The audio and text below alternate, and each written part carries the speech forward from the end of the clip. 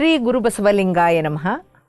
ಶ್ರೀ ಬಸವ ಟಿವಿಯ ವೀಕ್ಷಕ ಬಾಂಧವರಿಗೆಲ್ಲ ಶರಣು ಶರಣಾರ್ಥಿ. ಹಿಂದಿನ ಸಂಚಿಕೆಯಲ್ಲಿ ಆನಾಪಾನಸತಿ ಧ್ಯಾನ ಅಂದ್ರೇನು ಅನ್ನೋದನ್ನು ಪರಿಚಯಿಸಿದ್ದೆ. ಧ್ಯಾನ ಹೇಗೆ ಮಾಡೋದು, ಧ್ಯಾನ ಮಾಡುವಾಗ ಹೇಗೆ ಕೂತ್ಕೊಳ್ಬೇಕು ಅನ್ನೋದನ್ನು ಹೇಳಿದ್ದೆ. ಕೂತ್ಕೊಂಡು ಪ್ರತಿಯೊಂದೊಂದು ದೇಹದ ಭಾಗವನ್ನು ನೆತ್ತಿಯಿಂದ ಕಾಲ್ವರೆಗೂ ಕೂಡ ರಿಲ್ಯಾಕ್ಸ್ ಮಾಡಿ, ಎಲ್ಲ ರಿಲ್ಯಾಕ್ಸ್ ಆಗಿದೆ ಅಂತ ಸಡ್ಲ ಮಾಡ್ತಾ ಬನ್ನಿ ಅಂತ ಹೇಳಿದ್ದೆ. ನಂತರ ಸಹಜವಾದ ಉಸಿರಾಟವನ್ನು ಗಮನಿಸಿ ಅಂತ ಹೇಳಿದ್ದೆ. ಅಂದರೆ ನಮ್ಮ ಪ್ರಯತ್ನಪೂರ್ವಕವಾಗಿ ವ್ಯತ್ಯಾಸ ಮಾಡಬಾರ್ದು ಅಂತ ಹೇಳಿದ್ದೆ. ಹಾಗಾಗಿ ರಿಲ್ಯಾಕ್ಸ್ ಮಾಡಿದ ತಕ್ಷಣ ದೇಹದ ಪ್ರಜ್ಞೆಯನ್ನು ಬಿಡಬೇಕು, ನಾವು ಅದರ ಕಡೆ ಅಲ್ಲಾಡಿಸ್ಬಾರ್ದು. ಮತ್ತು ಬರೀ ಮನಸ್ಸಿನ ಕಡೆ ಹೋಗೋದು ಅಂದರೆ, ನಾವು ಯಾವಾಗ ಧ್ಯಾನದಲ್ಲಿ ಕೂತ್ಕೊಳ್ತೀವೋ, ಕಣ್ಮುಚ್ತೀವೋ, ಹಲವಾರು ಯೋಚನೆ ಆಲೋಚನೆಗಳು ಬರ್ತಾ ಇರುತ್ತೆ. ಒಂದೊಂದನ್ನೇ ಬಿಡ್ತಾ ಬರಬೇಕು. ಇಲ್ಲ, ನಾನೀಗ ಉಸಿರು ಜೊತೆ ಇದ್ದೀನಿ, ಇನ್ನೊಂದು ಥಾಟ್ ಬರುತ್ತೆ, ಇನ್ನೊಂದು ಚಿಂತನೆ ಬರುತ್ತೆ, ಅದಲ್ಲ ನಾನೀಗ ಉಸಿರು ಜೊತೆ ಇದ್ದೀನಿ ಅಂತ ಬರೋವಂಥ ಯೋಚನೆ ಆಲೋಚನೆಗಳನ್ನು ತ್ಯಜಿಸ್ತಾ ಬರಬೇಕು. ಮತ್ತಿರುಗಿ ಉಸಿರಿನ ಜೊತೆ ಹೋಗ್ತಾ ಹೋಗ್ತಾ ಆಲೋಚನಾ ರಹಿತ ಸ್ಥಿತಿಯನ್ನು ತಲುಪ್ತೀವಿ ನಾವು. ಅಂದರೆ ಯಾವ ಆಲೋಚನೆಗಳು ಸುಳಿದೇ ಇರೋವಂಥ ಸ್ಥಿತಿ ಖಂಡಿತ ತಲುಪ್ತೀವಿ, ಸ್ವಲ್ಪ ಸಮಯ ತಗೋಬಹುದು. ಯಾವಾಗ ನಾವು ಆಲೋಚನಾ ರಹಿತ ಸ್ಥಿತಿಯನ್ನು ತಲುಪ್ತೀವೋ ಆಗ ವಿಶ್ವಶಕ್ತಿಯು ಅಖಂಡ ಪ್ರಮಾಣದಲ್ಲಿ ನಮ್ಮ ನೆತ್ತಿಯ ಮೇಲಿರುವಂತಹ ಸಹಸ್ರಾರ ಚಕ್ರದ ಮೂಲಕ ನಮ್ಮ ದೇಹದ ಒಳಗಡೆ ಪ್ರವಹಿಸುತ್ತೆ.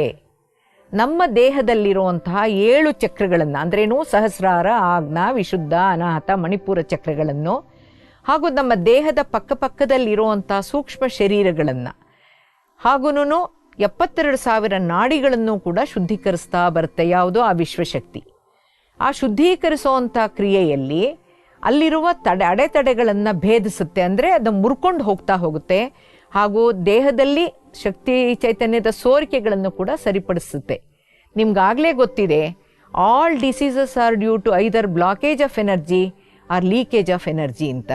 ಅಂದರೆ ಪ್ರಾಣಶಕ್ತಿ ಚೈತನ್ಯದ ಹರಿಯುವಿಕೆಯಲ್ಲಿ ಯಾವಾಗ ಅಡಚಣೆ ಅಥವಾ ಸೋರಿಕೆ ಉಂಟಾಗುತ್ತೋ ಆವಾಗ ದೇಹಕ್ಕೆ ಕಾಯಿಲೆ. ಪ್ರಾಣಶಕ್ತಿ ಚೈತನ್ಯದ ಹರಿಯುವಿಕೆಯೂ ಸೂಕ್ಷ್ಮ. ಅದು ಹರಿತಿದೆ ಅಂತ ಗೊತ್ತಾಗಲ್ಲ, ಬರಿಗಣ್ಣಿಗೆ ಕಾಣಲ್ಲ. ಅಡಚಣೆ ಕೂಡ ಸೂಕ್ಷ್ಮ, ಸೋರಿಕೆ ಕೂಡ ಸೂಕ್ಷ್ಮ. ಆದರೆ ಇವುಗಳ ಪ್ರಭಾವ ಮತ್ತು ಪರಿಣಾಮ ಭೌತಿಕ. 7 ಚಕ್ರಗಳು ಸೂಕ್ಷ್ಮ, ಪ್ರಾಣಮಯ ಶರೀರ, ಮನೋಮಯ ಶರೀರ, ಮನಸ್ಸು ಕೂಡ ಸೂಕ್ಷ್ಮ, ಭಾವನಾತ್ಮಕ ಶರೀರವೂ ಕೂಡ ಸೂಕ್ಷ್ಮ. ಧ್ಯಾನ ಕ್ರಿಯೆಯಲ್ಲಿ ತೊಡಗಿರುವಾಗ ನಮ್ಮ ದೇಹಕ್ಕೆ ಪ್ರಕೃತಿಯಿಂದ ಹರಿದು ಬರುವಂಥ ವಿಶ್ವಶಕ್ತಿಯೂ ಕೂಡ ಸೂಕ್ಷ್ಮ. ಆಲೋಚನಾರಹಿತ ಸ್ಥಿತಿಯಲ್ಲಿ ಪ್ರಾಣಶಕ್ತಿ ಚೈತನ್ಯದ ಹರಿಯುವಿಕೆಯಲ್ಲಿ ಇರೋವಂಥ ಅಡಚಣೆಗಳನ್ನು ಸರಿಪಡಿಸುತ್ತೆ ಅಂತ ಏನು ಹೇಳ್ತೀವೋ ಅದೂ ಕೂಡ ಸೂಕ್ಷ್ಮ. ಅಥವಾ ಸೋರಿಕೆಯನ್ನು ನಿಲ್ಲಿಸಲಾಗುತ್ತೆ ಅಂತ ಹೇಳ್ತೀವಿ, ಅದೂ ಸೂಕ್ಷ್ಮ. ಆದರೆ ಆರೋಗ್ಯ ಸುಧಾರಿಸೋದು ಸ್ಥೂಲ ದೇಹದಲ್ಲಿ. ದೇಹ ರಚನೆಯನ್ನು ಮತ್ತು ದೇಹ ಪ್ರಕೃತಿಯನ್ನು, ಸೃಷ್ಟಿ ಸಿದ್ಧಾಂತವನ್ನು ಅರ್ಥ ಮಾಡಿಕೊಂಡ್ರೆ ಮಾತ್ರ ಪರಿಹಾರ ಆಧ್ಯಾತ್ಮಿಕ. ಧ್ಯಾನದಿಂದ ಆರೋಗ್ಯ ಸಿಗ್ತಾ ಇರೋದನ್ನು ಖಚಿತಪಡಿಸಿಕೊಂಡಂತಹ ಪ್ಯಾರಾನಾರ್ಮಲ್ ಸಂಶೋಧಕರು ಸುದೀರ್ಘ ಸಂಶೋಧನೆ ಮೂಲಕ ಧ್ಯಾನ ಕಾಲದಲ್ಲಿ ದೇಹದಲ್ಲಾಗುವ ಸೂಕ್ಷ್ಮ ಕ್ರಿಯೆಯನ್ನು, ಅಂದರೆ ಧ್ಯಾನದಲ್ಲಿ ಬರುವಂಥ ವಿಶ್ವಶಕ್ತಿ ಯಾವ ರೀತಿಯಲ್ಲಿ ನಮ್ಮ ದೇಹಕ್ಕೆ ರಕ್ತಗತವಾಗಿ ಆರೋಗ್ಯನ ಕೊಡುತ್ತೆ ಅನ್ನೋದ್ರ ಬಗ್ಗೆ ಎಲ್ಲರಿಗೂ ಕುತೂಹಲ ಇತ್ತು. ಆಧ್ಯಾತ್ಮಿಕ ಸಂಶೋಧನೆ ಆಯಿತು. ಅದರಿಂದ ಸಿಕ್ಕಂಥ ಒಂದು ಅನುಭವ ಅವರಿಗೆ ಏನಾಯಿತು ಅನ್ನೋದನ್ನು ವೈಜ್ಞಾನಿಕವಾಗಿ ವಿವರಿಸುವ ಮೂಲಕ ಯಶಸ್ವಿಯಾಗಿರುವಂಥ ಸಂಗತಿ ಡಾಕ್ಟರ್ ಬಾರ್ಬರಾ ಆ್ಯನ್ ಬ್ರೆನ್ನಿನ್ ಅನ್ನೋರು ಬರೆದಿರುವಂಥ ಹ್ಯಾಂಡ್ಸ್ ಆಫ್ ಲೈಟ್ ಮತ್ತು ಲೈಟ್ ಎಮರ್ಜಿಂಗ್ ಅನ್ನುವಂಥ ವಿಶ್ವವಿಖ್ಯಾತ ಗ್ರಂಥದಲ್ಲಿ ಲಭ್ಯ ಇದೆ. ಅಂದರೆ ನಾನೇನು ಹೇಳ್ತಾ ಇದ್ದೀನಿ ಅಂದರೆ, ಧ್ಯಾನದಲ್ಲಿ ನಾವು ತೊಡಗಿದಾಗ ಬ್ರಹ್ಮಾಂಡದಲ್ಲಿರುವಂಥ ಹೆಚ್ಚಿನ ಶಕ್ತಿ ಬರುತ್ತೆ ಅಂತ ಏನು ಹೇಳಿದ್ವೋ ನಾವು, ಆ ಶಕ್ತಿ ಹೇಗೆ ನಮಗೆ ಆರೋಗ್ಯ ಕೊಡುತ್ತೆ ಅನ್ನೋದನ್ನು ವೈಜ್ಞಾನಿಕವಾಗಿ ವಿವರಣೆ ಕೊಟ್ಟಿದ್ದಾರೆ.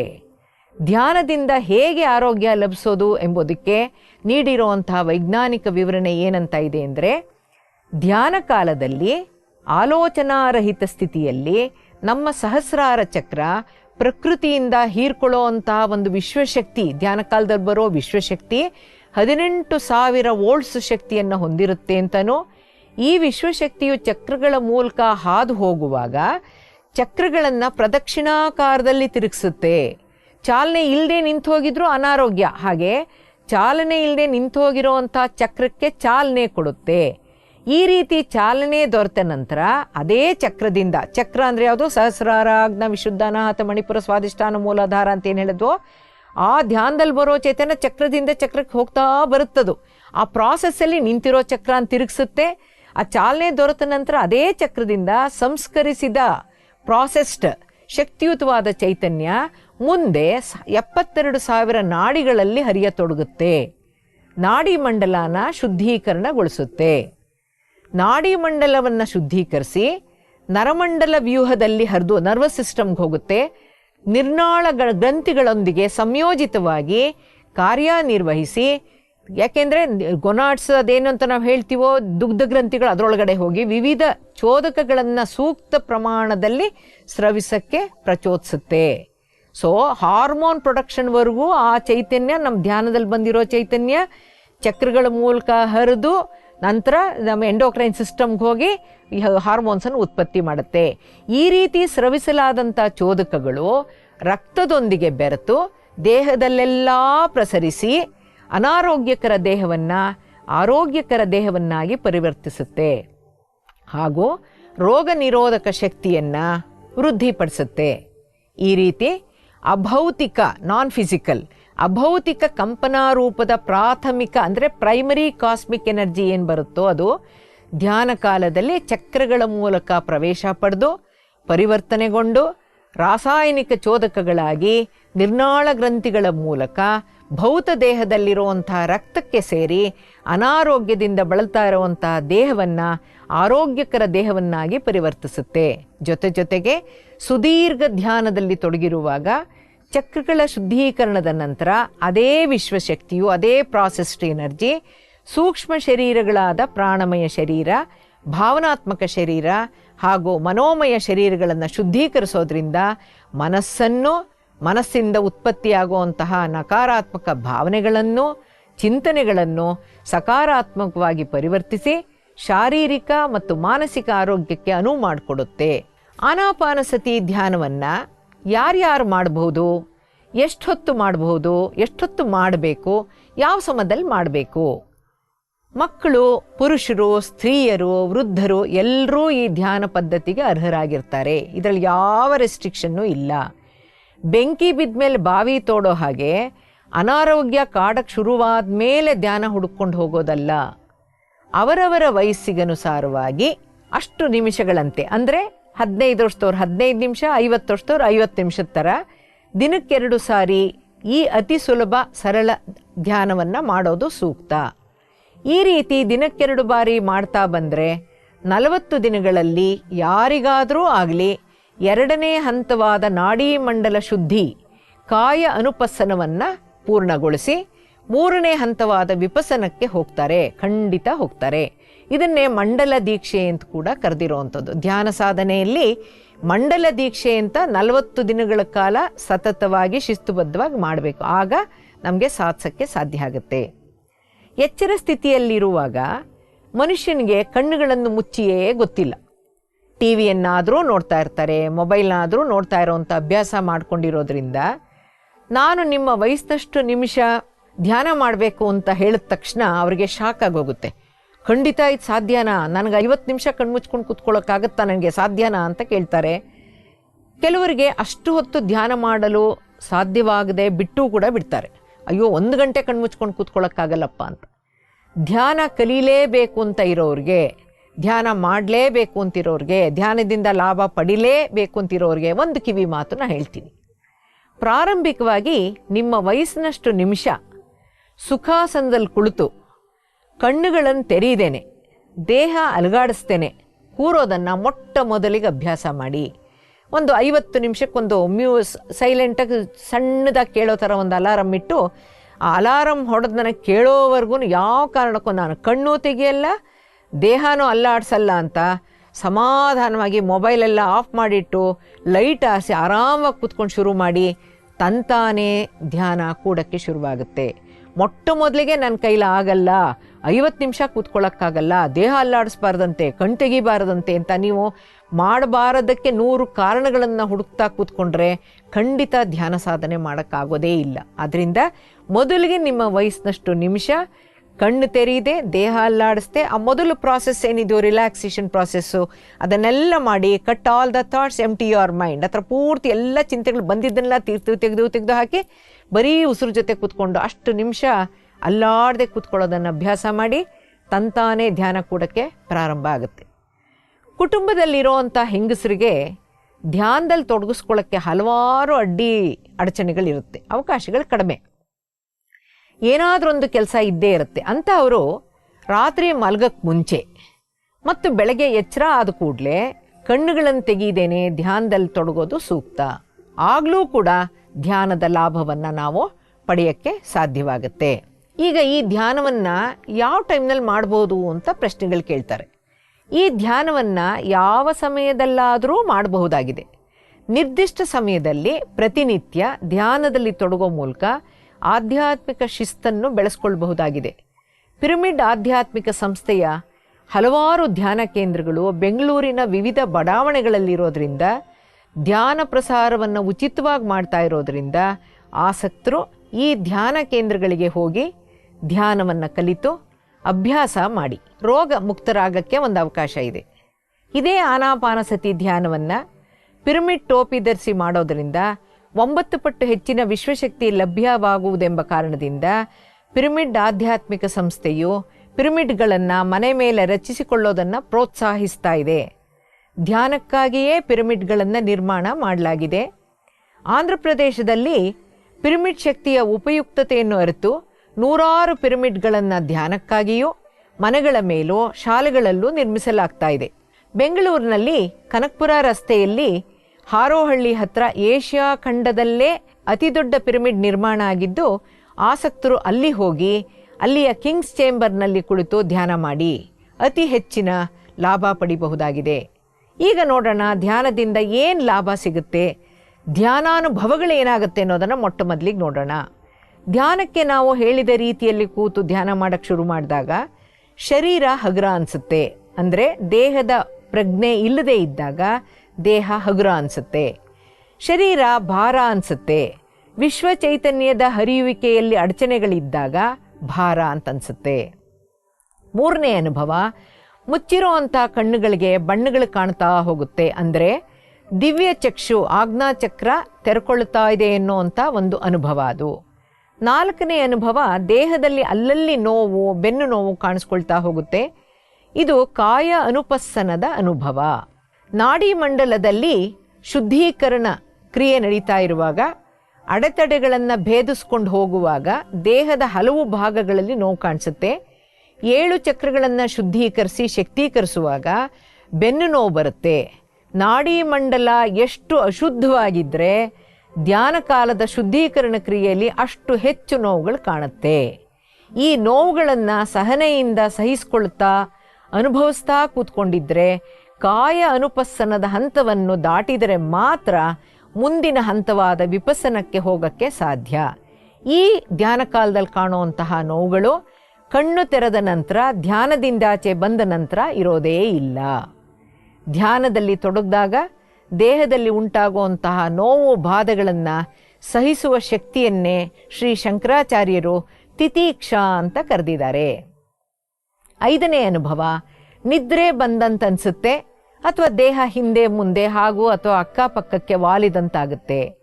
ಧ್ಯಾನ ಕಾಲದಲ್ಲಿ ನಮ್ಮ ದೇಹದಲ್ಲಿ ಅಖಂಡ ಪ್ರಮಾಣದಲ್ಲಿ ಹರಿಯುವಂಥ ವಿಶ್ವಚೈತನ್ಯ ಶುದ್ಧೀಕರಣ ಕ್ರಿಯೆಯಲ್ಲಿ ಚಕ್ರದಿಂದ ಚಕ್ರಕ್ಕೆ ವರ್ಗಾವಣೆ ಆಗ್ತಾ ಇರುವಾಗ ಮತ್ತು ಚೈತನ್ಯ ಶರೀರಗಳು ಶುದ್ಧೀಕರಣಗೊಂಡಾಗ ಹಗುರ ಅನಿಸಿ ಆ ಸೂಕ್ಷ್ಮ ಶರೀರ ಸಮುದಾಯಗಳೆಲ್ಲ ಸೇರಿ ಒಟ್ಟಿಗೆ ಸ್ಥೂಲ ಶರೀರದಿಂದ ಬಿಡಿಸ್ಕೊಂಡು ಪ್ರಯಾಣ ಬೆಳೆಸೋವಂಥ ಸಿದ್ಧತೆಯಲ್ಲಿ ಕೂಡ ದೇಹ ಪಕ್ಕಕ್ಕೆ ಎಳೆದಂತಾಗುತ್ತೆ. ಆಗ ನಾನು ವಾಪಸ್ ಕರೆಕ್ಟಾಗಿ ಮೊದಲು ಕೂತ್ಕೊಂಡಿರೋ ಪೊಸಿಷನ್ಗೆ ಬರ್ತೀನಿ ಅಂದರೂ ಬರೋಕ್ಕಾಗೋದೇ ಇಲ್ಲ. ಕಣ್ಣು ತೆಗೆದ್ರೆ ಬದಲಾಗ್ಬಿಡುತ್ತೆ, ಕಣ್ಣು ತೆಗಿಬಾರ್ದು. ಹಾಗಾಗಿ ಹಿಂದೆ ಮುಂದೆನೂ ವಾಲುತ್ತೆ, ಅಕ್ಕಪಕ್ಕಕ್ಕೂ ಸರ್ದಂಗಾಗುತ್ತೆ. ನಿದ್ರೆಯಲ್ಲಿ ಈಗ ನಿದ್ರೆ ಆದಂತೆ ಒಂದು ಅನುಭವ ಅನಿಸುತ್ತೆ, ಆದರೆ ನಿದ್ರೆಗೂ ಧ್ಯಾನಕ್ಕೂ ವ್ಯತ್ಯಾಸ ಇದೆ. ನಿದ್ರೆಯಲ್ಲಿ ಅರಿವಿರೋದಿಲ್ಲ, ಧ್ಯಾನ ಆಳವಾಗಿ ಕೂಡಿದ್ರೂ ಕೂಡ ಅರಿವಿರುತ್ತೆ. ಇದೇ ಧ್ಯಾನಕ್ಕೂ ನಿದ್ರೆಗೂ ಇರುವಂಥ ವ್ಯತ್ಯಾಸ. 6ನೇ ಅನುಭವ, ಹಕ್ಕಿಯಂತೆ ಎಲ್ಲೋ ಹಾರ್ತಾ ಇರೋವಂತೆ ಅನಿಸುತ್ತೆ. ಅಂದರೆ ಸೂಕ್ಷ್ಮ ಶರೀರಗಳ ಸಮುದಾಯ ಅಂದರೆ ಕಾಂಪ್ಲೆಕ್ಸ್, ಆ ಆಸ್ಟ್ರಲ್ ಕಾಂಪ್ಲೆಕ್ಸ್ ಏನಿರುತ್ತೆ ಬಿಡಿಸ್ಕೊಂಡು ಹೋಗೋಕ್ಕೆ ಪ್ರಯತ್ನ ಪಡ್ತಾ ಇರುವಾಗ ಎಳೆದಂಗೆ ಅನಿಸ್ತಾ ಇರುತ್ತೆ. ಅದು ನಿಜವಾಗ್ಲೂ ಬಿಡಿಸ್ಕೊಂಡು ಪ್ರಯಾಣ ಮಾಡಿ ಹೋದಾಗ ಹಾರಾಡ್ತಾ ಇರೋವಂಥ ಒಂದು ಅನುಭವ ಕೂಡ ನಮಗೆ ಆಗುತ್ತೆ. 7ನೇದು ಸುಂದರ ಅನುಭವ. ಬೆಟ್ಟ, ನದಿ, ಗಿಡ, ಮರ ಇತ್ಯಾದಿ ದೃಶ್ಯಗಳನ್ನು ನಿಜ ಸ್ಥಿತಿಯಲ್ಲಿ ನೋಡಿದಂತೆಯೇ ಧ್ಯಾನದಲ್ಲಿ ಕಾಣ್ತಾ ಇರ್ತೀವಿ ನಾವು. ದಿವ್ಯ ಚಕ್ಷು ತೆರೆದಾಗ ಕೂತಲ್ಲೇ ಧ್ಯಾನದಲ್ಲೇ ದೂರದ ದೃಶ್ಯಗಳನ್ನು ಸ್ಪಷ್ಟವಾಗಿ ನೋಡುವಂಥ ಒಂದು ಸ್ಥಿತಿಯನ್ನು ನಾವು ತಲುಪ್ತೀವಿ. ಈ 7 ಅನುಭವಗಳಲ್ಲಿ ಒಂದೇ ಒಂದು ಅನುಭವ ಆಗಿದ್ದರೂ ಕೂಡ ಧ್ಯಾನ ಮಾಡ್ತಾ ಇರೋವಂಥ ರೀತಿ ಸರಿಯಾಗಿದೆ ಅಂತ ಅರ್ಥ. ಯಾವುದೇ ಒಂದು ಅನುಭವನೂ ಆಗಲಿಲ್ಲ ಅಂತಂದರೆ ಧ್ಯಾನಕ್ಕೆಂದು ಕೂತಿದ್ರೂ ಕೂಡ ನಿಮ್ಮ ಮನಸ್ಸು ಆಲೋಚನೆಗಳೊಂದಿಗೆ ಇದೆ, ಎಲ್ಲೋ ಹೋಗ್ತಾ ಇದೆ. ದೇಹ ಅಲ್ಲಾಡಿಸ್ತಾ ಇದ್ದರೆ ಆಗಲೂ ಅನುಭವ ಆಗಲ್ಲ. ದೇಹದ ಅರಿವಿನೊಂದಿಗೆ ಇರ್ತೀರಾ ಅಂತ ಅರ್ಥ. ದೇಹ ಅಲ್ಲಾಡಿಸ್ತಾ ಇದ್ದೀರಾ ಅಂದರೆ ದೇಹದ ಅರಿವಿನಲ್ಲಿ ಇದ್ದೀರಾ ನೀವು ಅಂತ. ಮಧ್ಯದಲ್ಲಿ ಕಣ್ಣು ತೆರಿತಾ ಇದ್ದೀರಾ ಅಂತ ಕೂಡ ಅರ್ಥ. ಮಧ್ಯದಲ್ಲಿ ಒಂದೇ ಒಂದು ಸಲ ಕಣ್ಣು ಮುಚ್ಚಿ ತೆಗೆದ್ರೂ ಕೂಡ ಬರ್ತಾ ಇರೋ ವಿಶ್ವಶಕ್ತಿ ಚೈತನ್ಯ ಕಡಿಮೆ ಆದ ತಕ್ಷಣ ಯಾವ ಅನುಭವನೂ ಆಗೋದಿಲ್ಲ. ಇವು ಯಾವುವನ್ನೂ ಮಾಡ್ದೇನೆ ಮತ್ತೆ ಮತ್ತೆ ಧ್ಯಾನಕ್ಕೆ ಪ್ರಯತ್ನಿಸಿ. ಈ ಧ್ಯಾನ ವಿಧಾನದ ವಿಶೇಷತೆ ಏನಂತಂದರೆ ಭಾಳ ಸುಂದರವಾದ ವಿಚಾರ ಇದು. ಪ್ರತಿಯೊಬ್ಬರು ಮಾಡ್ಬೋದು, ದಯವಿಟ್ಟು ಕೇಳಿಸ್ಕೊಳ್ಳಿ. ಯಾರು ಬೇಕಾದರೂ ಎಲ್ಲಿ ಬೇಕಾದರೂ ಅಂದರೆ ಪ್ರಯಾಣ ಮಾಡ್ತಾ ಇರುವಾಗಲೂ ಕೂಡ ಧ್ಯಾನದಲ್ಲಿ ತೊಡಗಬಹುದು. ಧ್ಯಾನ ಕಲಿಯೋಕ್ಕೆ, ಧ್ಯಾನದಲ್ಲಿ ತೊಡಗಕ್ಕೆ ಯಾವುದೇ ದೀಕ್ಷೆಯ ಅವಶ್ಯಕತೆ ಇಲ್ಲ, ಗುರುವಿನ ಅವಶ್ಯಕತೆ ಇಲ್ಲ. ನಮ್ಮ ಉಸಿರೇ ನಮಗೆ ಗುರು. ನಾವಿಲ್ಲಿ ಗಮನಿಸೋದು ಉಸಿರಾದ್ದರಿಂದ ಸ್ನಾನ ಮಾಡಿ ಧ್ಯಾನ ಮಾಡಬೇಕು ಅಂತಾಗಲಿ, ಇಂತಹ ಉಡುಪೇ ಧರಿಸಿ ಧ್ಯಾನ ಮಾಡಬೇಕು ಅಂತಾಗಲಿ, ಊಟಕ್ಕೆ ಮುಂಚೆನೇ ಮಾಡಬೇಕು ಅಂತಾಗಲಿ, ಅಥವಾ ಇದೇ ದಿಕ್ಕಿಗೆ ಮುಖ ಮಾಡಿ ಧ್ಯಾನದಲ್ಲಿ ಕೂರಬೇಕು ಅಂತಾಗಲಿ ಯಾವುದೇ ನಿಯಮ ಇಲ್ಲ. ಸ್ನಾನಕ್ಕೆ ಮುನ್ನ ಮತ್ತು ಸ್ನಾನದ ನಂತರ ಇದೇ ಉಸಿರು, ಊಟಕ್ಕೆ ಮುನ್ನ ಮತ್ತು ಊಟದ ನಂತರ ಇದೇ ಉಸಿರು, ಯಾವುದೇ ದಿಕ್ಕಿನಲ್ಲಿದ್ದರೂ ಇದೇ ಉಸಿರೇ, ಇದೇ ಪ್ರಾಣವಾಯುವೇ. ನಮ್ಮಲ್ಲಿ ಧ್ಯಾನ ಮಾಡಲೇಬೇಕೆನ್ನುವಂಥ ತೃಷೆ ಇರಬೇಕು ಅಷ್ಟೇ.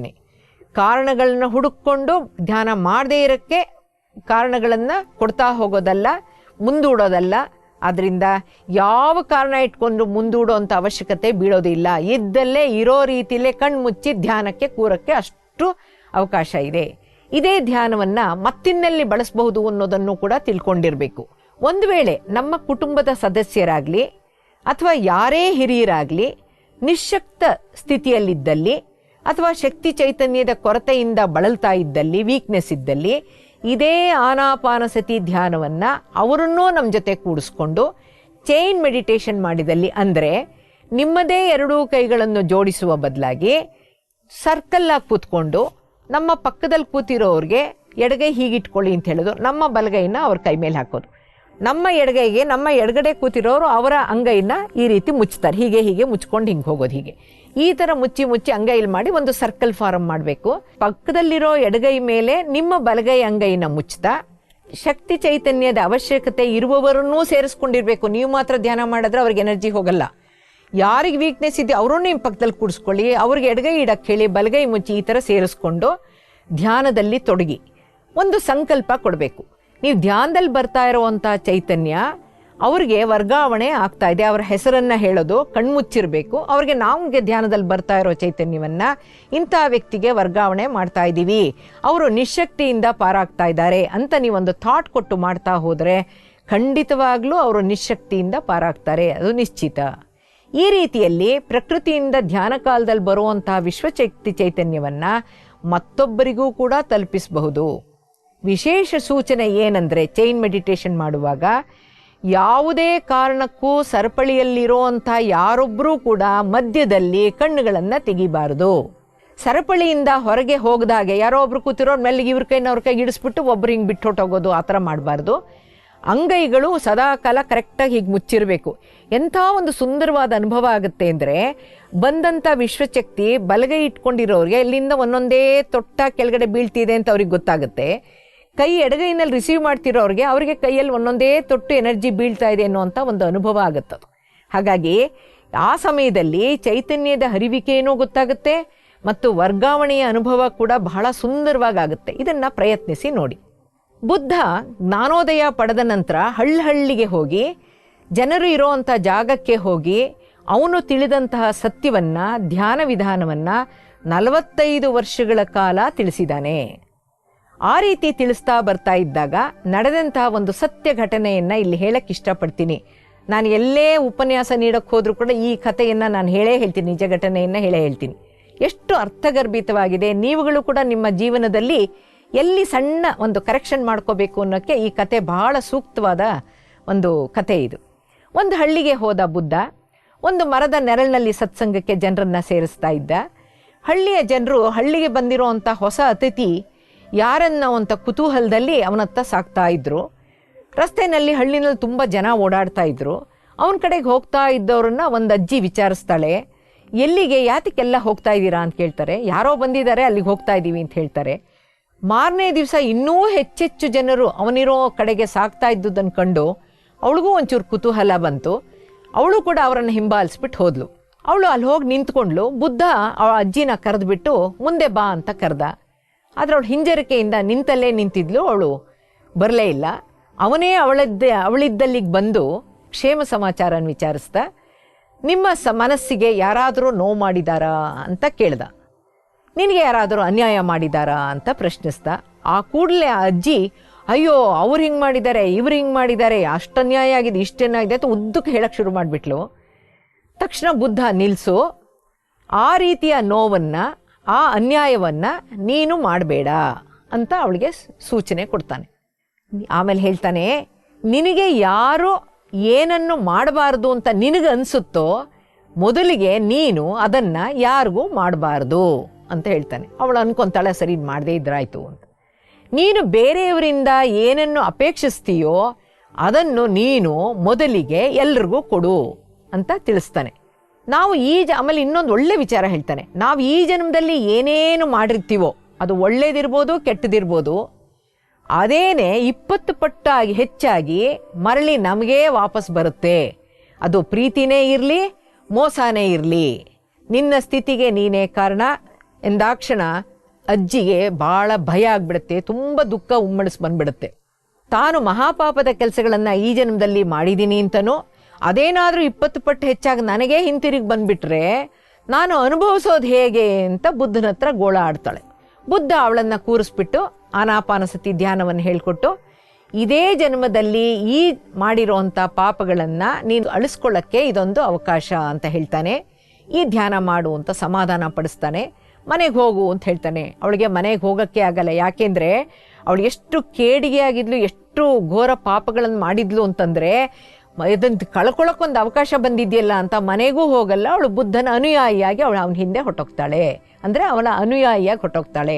ಸೊ ಘೋರ ಪಾಪಗಳನ್ನು ಕಳ್ಕೊಳ್ಳೋಕ್ಕೋಸ್ಕರ ತೃಷೆಯಿಂದ ಅವಳು ಆ ಕ್ಷಣನೇ ಬುದ್ಧನ ಅನುಯಾಯಿ ಆಗ್ತಾಳೆ. ಇದರಲ್ಲಿರುವಂತಹ ನೀತಿಯ ಪಾಠ ಎಷ್ಟು ಚೆನ್ನಾಗಿದೆ ಅಲ್ವಾ? ಮತ್ತೊಂದು ಜೀವಂತ ಘಟನೆ ಹೀಗಿದೆ. ಬುದ್ಧ ಪ್ರತಿದಿನಾನು ಒಂದೊಂದು ಕಡೆಯಿಂದ ಒಂದು ಕಡೆಗೆ ಹೋಗಿ ಸತ್ಸಂಗ ನಡೆಸ್ತಾ ಇದ್ದ. ಅದೇ ಥರ ಸತ್ಸಂಗ ನಡೆಸ್ತಾ ಆಮ್ರವನಕ್ಕೆ ಬರ್ತಾನೆ. ಪಕ್ಕದಲ್ಲೇ ಇದ್ದಂಥ ಗಣಿಕೆ ಅಂಬಾಪಾಲಿ, ಅಂದರೆ ಅಂಬಾಪಾಲಿ ಅನ್ನೋಳೊಬ್ಳು ಹೆಂಗಸು, ಅವಳು ವೇಶ್ಯೆ. ಆ ಗಣಿಕೆ ಅಂಬಾಪಾಲಿ ಬುದ್ಧನ ಸತ್ಸಂಗ ನಡೀತಾ ಇರೋದನ್ನು ಒಂದು ಮರದ ಹಿಂದೆ ನಿಂತ್ಕೊಂಡು ಕೇಳಿಸ್ಕೊಳ್ತಾ ಇರ್ತಾಳೆ. ಉಪನ್ಯಾಸವನ್ನು ಪೂರ್ತಿ ಕೇಳಿಸ್ಕೊತಾಳೆ. ಆ ಉಪನ್ಯಾಸದ ಮಧ್ಯದಲ್ಲಿ ಬುದ್ಧ ಹೇಳ್ತಾನೆ, ಈ ಮುಕ್ತಿ ಸಾಗರದಲ್ಲಿ ಯಾರು ಬೇಕಾದರೂ ಮಿಂದೇಳಬಹುದು. ಅಂದರೆ ಮುಕ್ತಿಯ ಸಾಗರದಲ್ಲಿ ಯಾರು ಬೇಕಾದ್ರೂ ಸ್ನಾನ ಮಾಡಿ ಏಳಬಹುದು. ಇಲ್ಲಿ ಪಾಪನೂ ಇಲ್ಲ, ಪುಣ್ಯನೂ ಇಲ್ಲ, ಎಲ್ರಿಗೂ ಒಂದೇ ರೀತಿಯ ಅವಕಾಶವಿದೆ ಅಂತ ಹೇಳಿದ್ದನ್ನು ಕೇಳಿ ತಕ್ಷಣ ಅಂಬಾಪಾಲಿಗನ್ಸುತ್ತೆ, ನಾನು ಹೆಣ್ಣುತನಕ್ಕೆ ಕಳಂಕ ತರುವಂಥ ಕೆಲಸ ಮಾಡಿಬಿಟ್ಟು ಸಂಪಾದನೆ ಮಾಡಿದ್ದೀನಿ. ನಾನು ನನ್ನ ಸೌಂದರ್ಯವನ್ನು ಮಾರ್ಕೊಂಡಿರೋ ಅಂಥವಳು, ಎಂಥ ಪಾಪ ಪ್ರಜ್ಞೆ ನನ್ನನ್ನು ಕಾಡ್ತಾ ಇದೆ, ಏನು ಮಾಡೋದು ಅಂತ ಅವಳು ಕೊರಗ್ತಾ ಇದ್ದವಳಿಗೆ ಬುದ್ಧನ ಮಾತುಗಳನ್ನು ಕೇಳಿ ಒಂದು ಜೀವನದಲ್ಲೇ ಬೆಳಕು ಬಂದಂಗೆ ಆಗ್ಬಿಡುತ್ತೆ. ಬುದ್ಧನ ಮಾತುಗಳು ಅವಳ ಮೇಲೆ ಅತಿಯಾದ ಪ್ರಭಾವ ಬೀರಿ ಅವಳು ಕೇಳಿಸ್ಕೊಂಡು ಆ ಸತ್ಸಂಗ ಮುಗಿದ ತಕ್ಷಣ ಬುದ್ಧನ ಹತ್ರ ಬಂದು ಅಂಬಾಪಾಲಿ, ಬುದ್ಧನ ನೀವು ದಯವಿಟ್ಟು ನಮ್ಮ ಕುಟೀರಕ್ಕೆ ಬಂದು ಭಿಕ್ಷೆನ ಸ್ವೀಕರಿಸಬೇಕು ಅಂತ ಹೇಳ್ತಾಳೆ. ಬುದ್ಧ ಆಹ್ವಾನವನ್ನು ಸ್ವೀಕರಿಸ್ಬಿಟ್ಟು ಆಯಿತು ಅಂತ ಕೂಡ ಹೇಳ್ಬಿಡ್ತಾನೆ. ಆದರೆ ಅವನ ಶಿಷ್ಯಂದ್ರಿಗೆಲ್ಲ ಗೊತ್ತಿರುತ್ತೆ ಅವಳೊಬ್ಳು ವೇಶ್ಯೆ ಅಂತ. ಹಾಗಾಗಿ ಬುದ್ಧನ ಹತ್ರ ಹೋಗ್ಬಿಟ್ಟು ಹೇಳ್ತಾರೆ, ಭಯನೂ ಆಗುತ್ತೆ ಅವ್ರಿಗೆ, ಅವಳು ವೇಶ್ಯೆ, ಅವಳ ಮನೆಗೆ ಏಕೆ ನೀವು ಹೋಗೋಕ್ಕೆ ಒಪ್ಕೊಂಡಿದ್ದೀರಾ ಅಂತ ಕೇಳ್ತಾನೆ. ಆಗ ಬುದ್ಧ ಏನು ಹೇಳಕ್ಕೆ ಹೋಗಲ್ಲ, ಅವಳ ಮನೆಗೆ ಹೋಗೋಕ್ಕೆ ಒಪ್ಕೊಂಡಿದ್ದಾನೆ. ನೀವು ಹೋಗ್ಬಿಟ್ಟು ಸೀದಾ ಭಿಕ್ಷಾ ಪಾತ್ರೆ ಹಿಡ್ಕೊಂಡು ಹೋಗಿ ಅಂಬಾಪಾಲಿ ಮನೆಗೆ ಹೋಗಿ ಭಿಕ್ಷಾ ಪಾತ್ರೆನ ಹಿಡಿತಾನೆ. ಕೇಳಿದ ತಕ್ಷಣ ಅಂಬಾಪಾಲಿ ಇದುವರೆವಿಗೂ ಯಾವ ರೀತಿಯಲ್ಲಿ ಸಂಪಾದನೆ ಮಾಡಿದ್ಲು ಅನ್ನೋದನ್ನ ಹೇಳಿದ್ದೀನಿ. ಸಂಪಾದಿಸಿಟ್ಟಿದ್ದಂಥ ಸಂಪತ್ತು ಅಷ್ಟನ್ನೂ ಒಂದು ಬಟ್ಟೆಯಲ್ಲಿ ಕಟ್ಬಿಟ್ಟು ಬುದ್ಧನ ಭಿಕ್ಷಾ ಪಾತ್ರೆಗೆ ಹಾಕ್ಬಿಡ್ತಾಳೆ. ಹೀಗೆ ಬುದ್ಧ ಅದನ್ನು ಎಕ್ಸ್ಪೆಕ್ಟ್ ಮಾಡಿರಲಿಲ್ಲ. ಯಾಕೆಂದರೆ ಅವಳ ಬಗ್ಗೆ ತಿಳ್ಕೊಳ್ಳೋಕೆ ಇಷ್ಟ ಇಲ್ಲ. ಯಾಕೆಂದರೆ ಅವನು ಹೇಳಿದ್ದೇನು, ಈ ಮುಕ್ತಿ ಸಾಗರದಲ್ಲಿ ಯಾರು ಬೇಕಾರ ಮಿಂದೆ ಹೇಳ್ಬೋದು ಅಂತ ಹೇಳಿದ್ರಿಂದ ಅವಳು ವೇಶ್ಯೆ ಅಂತ ಶಿಷ್ಯರು ಹೇಳಿದ್ರು ಕೂಡ ಅವ್ನು ತಲೆ ಕೆಡಿಸ್ಕೊಳ್ಳಲ್ಲ. ಹಾಗಾಗಿ ಬುದ್ಧ ಹೇಳ್ತಾನೆ, ನಾನು ಇದನ್ನು ಕೇಳಕ್ಕೆ ಬಂದಿಲ್ಲ, ನಾನು ಬಂದಿರೋದು ಒಂದು ಹಿಡಿ ಅನ್ನಕ್ಕೆ ಅಥವಾ ಒಂದು ಭಿಕ್ಷೆಗೆ, ಹಾಗಾಗಿ ಇದನ್ನು ನೀನು ತೊಗೊಂಬಿಡು ವಾಪಸ್ಸು ಅಂತ. ಆಗ ಅಂಬಾಪಾಲಿ ಹೇಳ್ತಾಳೆ, ನಾನು ಹಾಕಿಯಾಗಿದೆ, ಅವನು ನಂದಲ್ಲ ಅಂತ ಹೇಳ್ತಾಳೆ. ಆಗ ಬುದ್ಧ ಹೇಳ್ತಾನೆ, ನಾನಿನ್ನೂ ಸ್ವೀಕರಿಸದೇ ಇರೋದ್ರಿಂದ ನಂದೂ ಅಲ್ಲ ಅಂತ ಹೇಳ್ತಾನೆ. ಆ ಹಾಕಿದಂಥ ಒಂದು ದುಡ್ಡು ಸಂಪತ್ತು ಒಡವೆ ಏನಿತ್ತು ಅದು ಅವಳಿಗೂ ಬೇಡವಾಗಿತ್ತು, ಇವನಿಗೂ ಬೇಡವಾಗಿತ್ತು.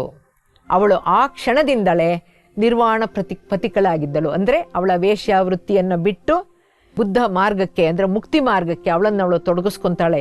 ಎಂಥ ಒಂದು ಪ್ರಭಾವವನ್ನು ಬೀರಿತು ನಮ್ಮ ಬುದ್ಧನ ಮಾತುಗಳು ಅನ್ನೋದನ್ನು ತಿಳ್ಕೋಬೇಕು. ವೀಕ್ಷಕರೇ, ಆನಾಪಾನಸತಿ ಧ್ಯಾನ ಸರ್ವರೋಗ ನಿವಾರಣಿ, ಸತ್ಯಜ್ಞಾನ ಪ್ರಸಾದಿನಿ.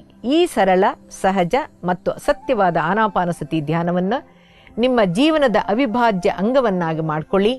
ಆರೋಗ್ಯವನ್ನು ಪಡೀರಿ ಮತ್ತು ಆನಂದವನ್ನು ಅನುಭವಿಸಿರಿ. ಪಾಪ ಮುಕ್ತರಾಗಿ ಅಂತ ತಿಳಿಸ್ತಾ ಇಂದಿನ ಕಾರ್ಯಕ್ರಮವನ್ನು ಮುಗಿಸ್ತಾ ಇದ್ದೀನಿ. ಮುಂದಿನ ಸಂಚಿಕೆಯಲ್ಲಿ ಮತ್ತೊಂದು ಆಧ್ಯಾತ್ಮಿಕ ಪರಿಹಾರದೊಂದಿಗೆ ಬರ್ತೀನಿ. ನೋಡ್ತಾ ಇರಿ ಶ್ರೀ ಬಸವ ಟಿವಿ. ಇದು ಸಂಸ್ಕಾರದ ಬೆಳಕು.